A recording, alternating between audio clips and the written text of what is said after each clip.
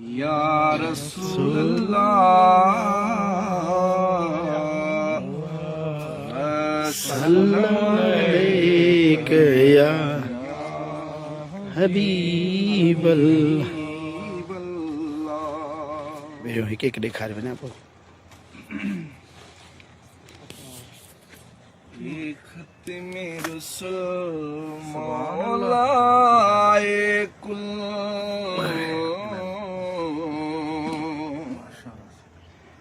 खत्मे बिस्मिल्लाह। रसूल मौलाए कुल साम जो बीठा आयूं जो कुछ बे आयूं ये फकीर है आका जहड़ा बे आयूं रोशन फकीर। सरकार आवाज आयूं जो कुछ बे आयूं है जहड़ा बे आयूं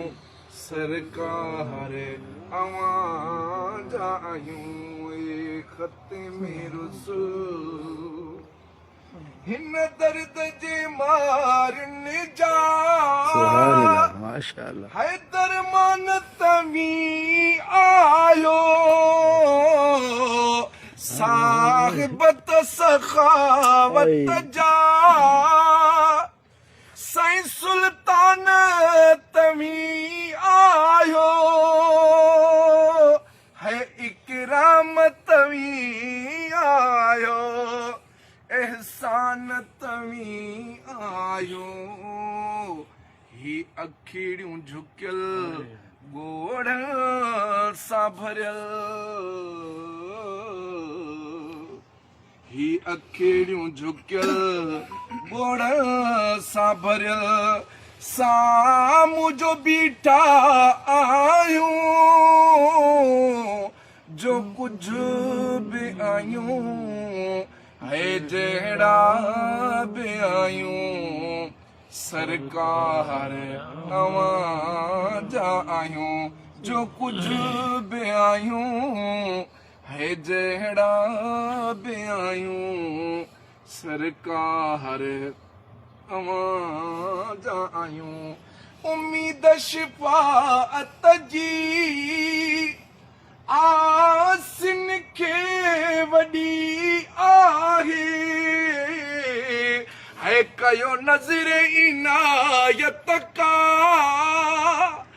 आका ॾुखड़ाई छॾियो लाहे आका कयो नज़र इनायत का है ॾुखड़ाई छॾियो लाहे है हिन दर खां सिवा आका है दरवाज़ो बियो नाहे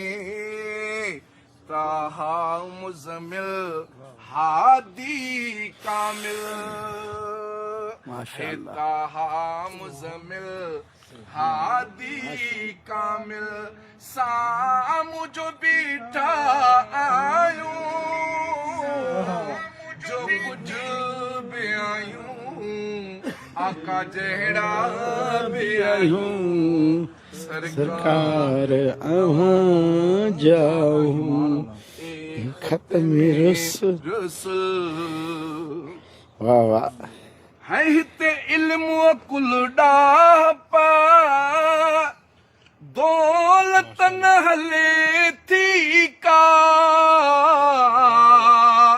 है दरबार आवाजीअ में साईं हुजत न हले थी का वाह वाह। होने विड़त सा मिले भांगू है ताकत न हले थी का छुटों कीन अदल कयो पंहिंजो फज़ल है छुटों कीन अदल कयो पंहिंजो फज़ल साम्हूं जो बीठा आयूं जो कुछ बि आयूं आका जहड़ा बि आयूं सरकार आवाज आयूं हंसने निज सदके में बात नजी बहारी थी वाह, या रब, वाह, वाह। है दीदार थिए आका का कल्ब करारी थे पंहिंजे बचड़नि खे दीदार थिए आका का कल्ब करारी थी है कुल वमन खां आजो इमदादुल गारी थी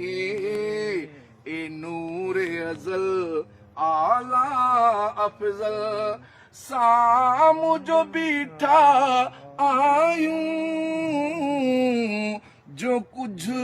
भी आयूं आका जहिड़ा भी आयूं सरकार अवां जा आयूं साईं इमरान शाह ऐं सुणो गुल अहमद शाह आका तव्हांजा बचड़ा जो आहिनि पंहिंजी हिननि मथां करम साईं कजो तव्हांजा बचड़ा जो आहिनि माशाल्लाह